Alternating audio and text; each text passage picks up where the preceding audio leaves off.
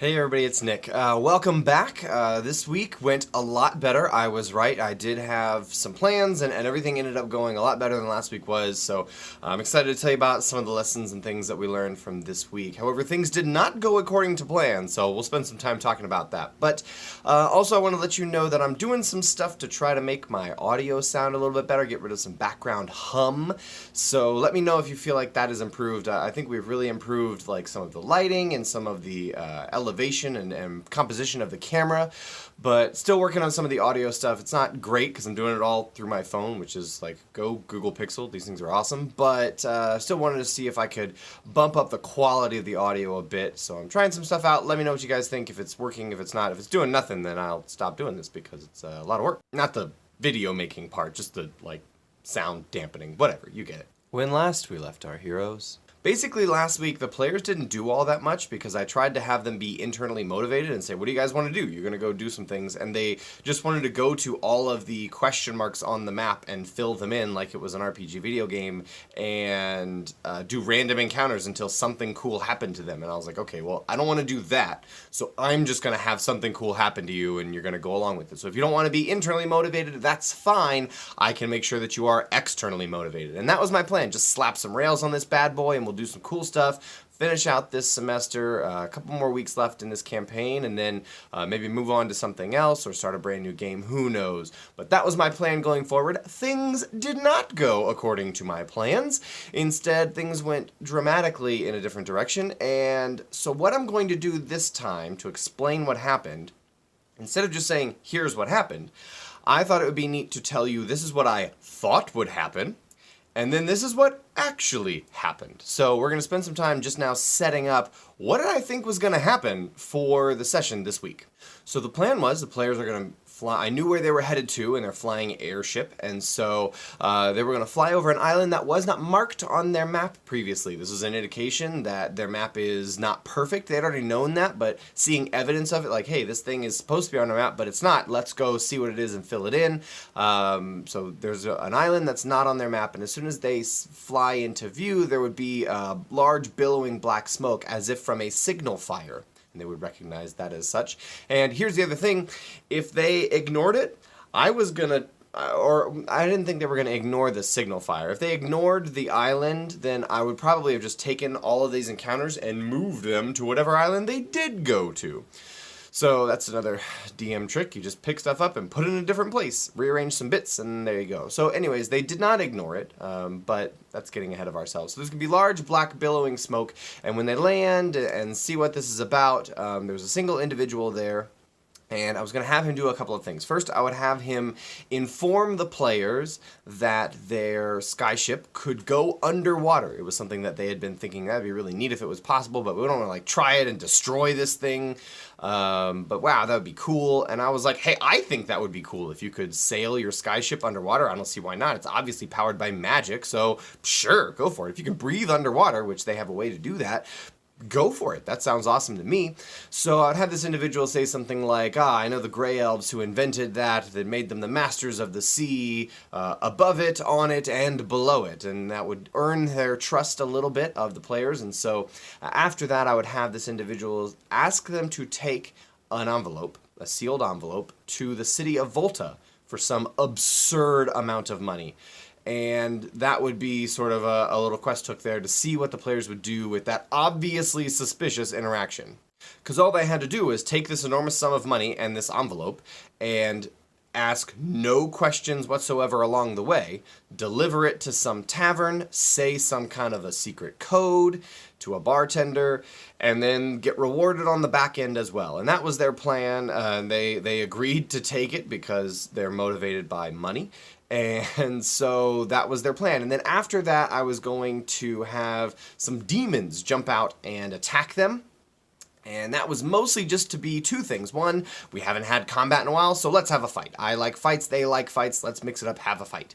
And also to show that sometimes demons are going to randomly jump out and attack Travis because he is aligned with devils, and they are diametrically opposed. And so that was another cool, interesting thing that I was going to drop in and show the players. They were going to fight a Hezro something, and a Hellhound. So that was the plan for that. And then afterwards, they would find a literal message in a bottle on the beach.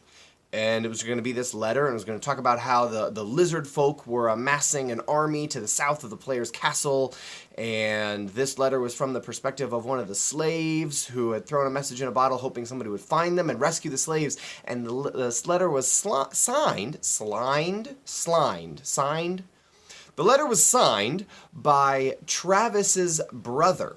Ooh, Travis's long-lost brother, and hopefully that would light a fire under the players' butts, and he would say, hey guys, I have to go save my brother, let's all go together, and they would save the slaves, and they'd do some cool, assassinate the guards, and jailbreak all the slaves, and jump on the skyship, and fly away, and then gather an army, and to defeat the lizard folk. And I thought that'd be like a really cool rescue mission, and then set up for the coming sessions. And that was my plan for this session. Let's talk about what actually happened. So a lot of the beginning stuff actually went how I had thought it might. They had met the stranger, they didn't ignore them, they took the letter, they had the conversation, they were attacked by demons. Travis almost died because all the demons just focused him, but the players did manage to save him, keep bringing him back up thanks to Callister's healing word over and over again. He's got like 2 failed death saves, and bring him back up and go back down, that kind of thing. But it was a fun fight, and then the stranger in the middle of the fight cast invisibility on themselves, and the players didn't see the stranger ever again. So they must have pieced out because maybe they thought that the players had summoned all these demons, and they just said, you know what, not my circus, not my monkeys, not my problem, and decided to leave. So then the players are left with, okay, we're sitting here looting and discussing what just happened after the demon fight, and the dragon, who actually picked a name for himself, but it's like super long, so we just call him Z because it starts with a Z. But Z notices, because he took the observant feat, so I thought it'd be cool to have him notice lots of things. He notices a shiny thing down the beach, and he goes to explore, and it is a literal message in a bottle.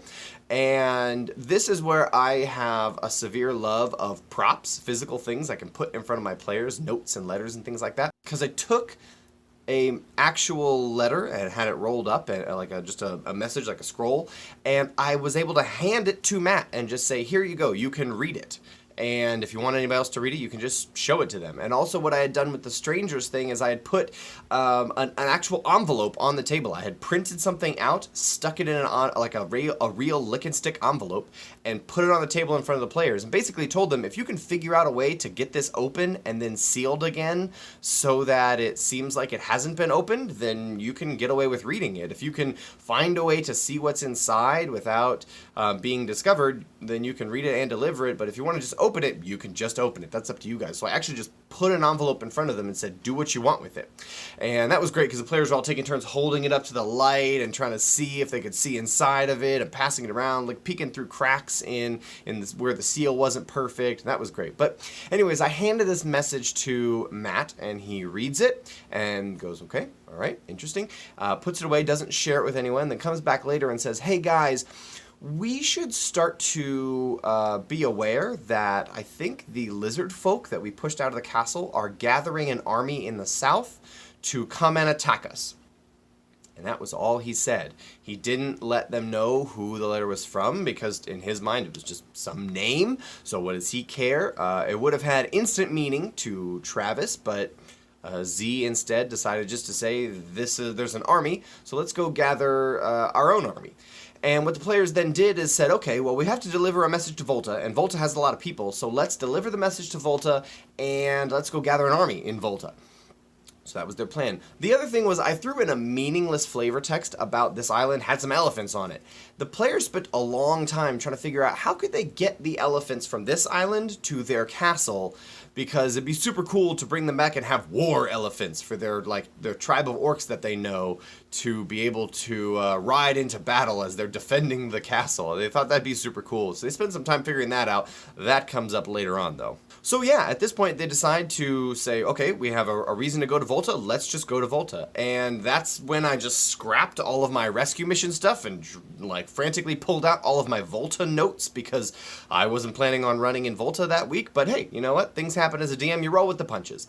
So we end up going to Volta, and they spent a lot of time doing a lot of different things. But one of the few things that they tried to do was try to get a copy of the envelope. They had basically decided, we really want to open this envelope, so let's see if we can get someone to make a copy of the envelope and we can just put whatever we want inside.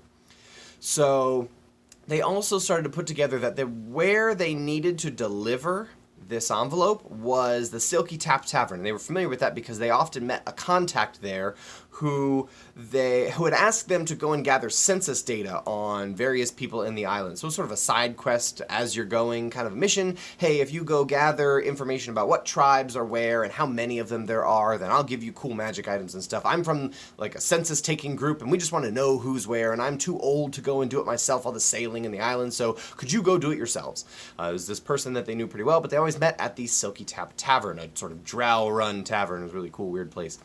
So they wanted to get a copy of this envelope made, but they knew they were delivering it to the Silky Tap Tavern. And then they opened up the envelope, because I was pretty sure they were going to. And they read the contents. And I'll link the actual thing that I had printed out down below. But what the players discovered was it seemed to be some sort of military reconnaissance information intelligence document. It was, this is how many people are here and their weaponry and their civilization advancement and how easy it would be for our ships to defeat them, things like that.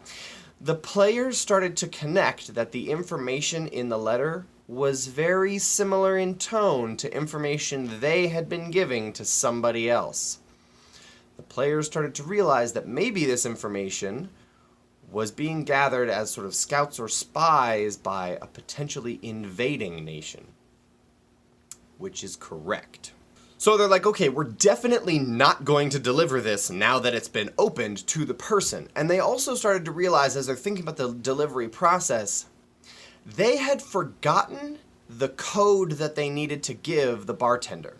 They had forgotten it as soon as the demon fight had happened. They sort of realized it back then, and they realized it all over again. Shoot, we don't know if we can even deliver this thing. They had sort of got bits and snippets of it, but they didn't remember. And none of the players at the table had asked for clarification or a reminder in the moment in the conversation. Wait, hang on, that's a code we're going to need. Can you say that again so I remember it? Then none of them took any notes, none of them wrote anything down, and I thought that was a good simulation of the characters also not remembering. If you as players didn't think that this would be an important piece to remember, then maybe you as characters didn't think, they all thought somebody else would remember it, and then you get there and nobody else remembered it. So I realize this is sort of many people might not DM this way. They might think it's a little antagonistic, like, hey, haha, if you didn't remember it, then too bad. But I don't usually do that kind of thing, so I think peppering it in now and again when the players decided not to take a note or didn't remember something that would evidently and obviously be important, like a password,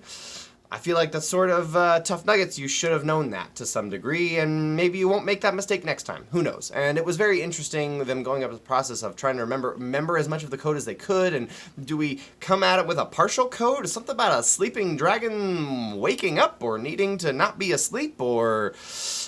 shoot, what's the order? Is it imperative, or is it declarative, or is it inquisitive? Shoot, we don't remember. So that was, I thought, very interesting, them trying to discover it, and natural simulation of what the characters might have also forgotten. Another thing they did while they're in the city is they went and talked to Grundy, the potion maker, who is very, old and slow furball, who doesn't actually take gold, just accepts weird deals, and went back to Grundy and tried to figure out some way to synthesize an elephant tranquilizer so they could knock the elephants out and transport them somehow from one place to the other. So that was a whole thing, a whole scene in and of itself. They ended up trying to make some deals, but we may get to more of that later on. But then finally they went to the Silky Tap Tavern as they were getting their fake envelope made. And what happened next was rather incredible, because they were scouting out the tavern, just to see who's here, and let's see if we can sit down and remember the code a little bit before we go talk to the bartender. Well, while they were there, Travis ordered something called a fungal cake.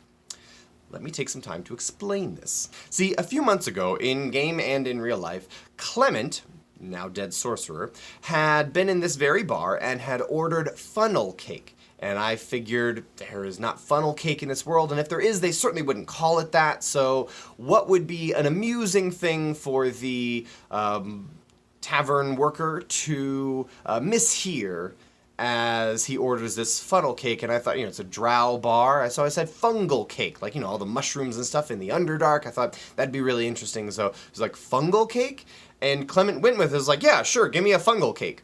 And the guy was like, okay, and he brought something out, and it was this weird-looking dish, and it was all spongy, like a sheet cake, but it had different colors, and it was weird. And so he ate it.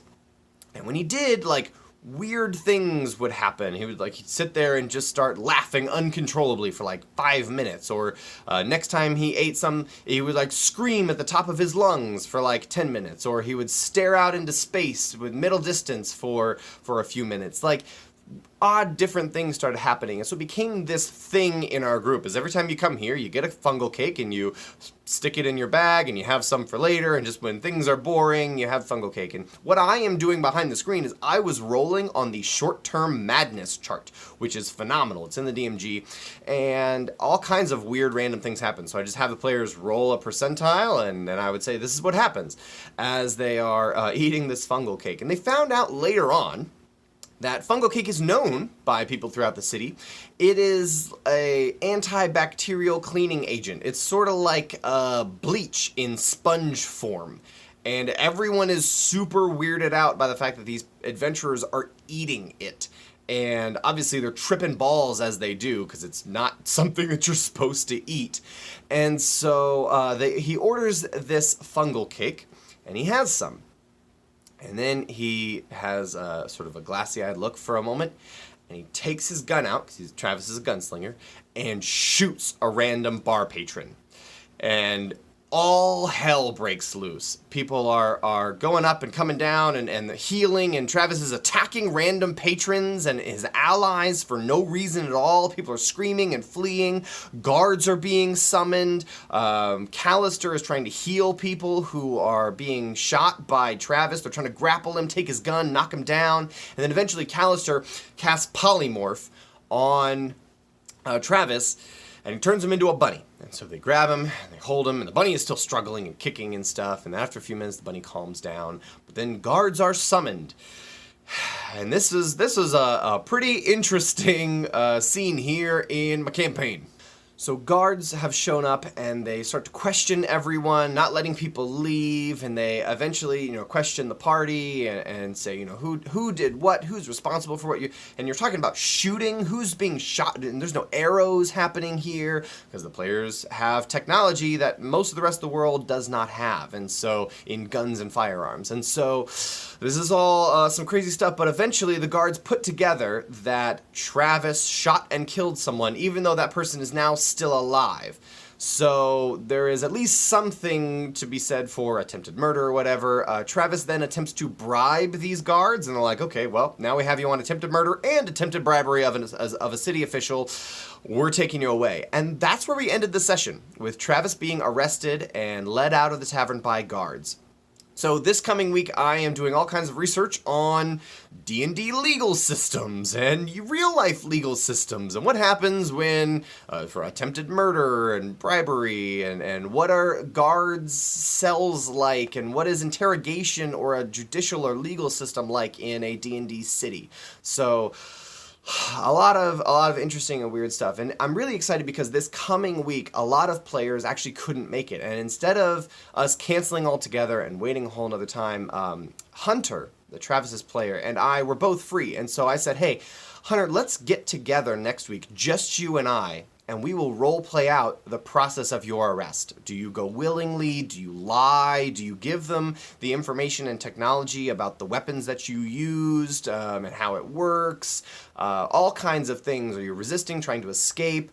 Let's just role play all that out and do all that together one-on-one. And I have run a one-on-one session before, and it was phenomenal last time I did it, so I'm very excited to give it another shot. But we're going to do that, just Hunter and I, this coming week. So really excited for how that will go. Obviously, as you can see, not at all what I was planning, but man, it was a lot of fun. We had a blast. We're very excited to see where things go. The players have also started gathering an army. They recognize that they're going to need to fight. And so they're starting to recruit people and doing this process of figuring out where do they know people and how can they gather forces to fend off this climactic final battle. And I told them that's probably what's going to happen. You guys spend a little while gathering an army, and then the end of the session is going to be doing mass combat warfare between whatever units you raise and whatever units are attacking you, and there's going to be a big final battle. So that is at least some of the plans that we have going forward, but really crazy week. Thank you guys for sticking around. I appreciate all of the feedback, encouragement, tips, and advice on composition and sound that you guys have been giving me. I recognize that this is a relatively small community in even the D&D or YouTube spheres, but I think we've got a really cool one. I love how much you guys engage in the comments and have great feedback and engagement, so thank you guys so much for watching, and I will see you next time.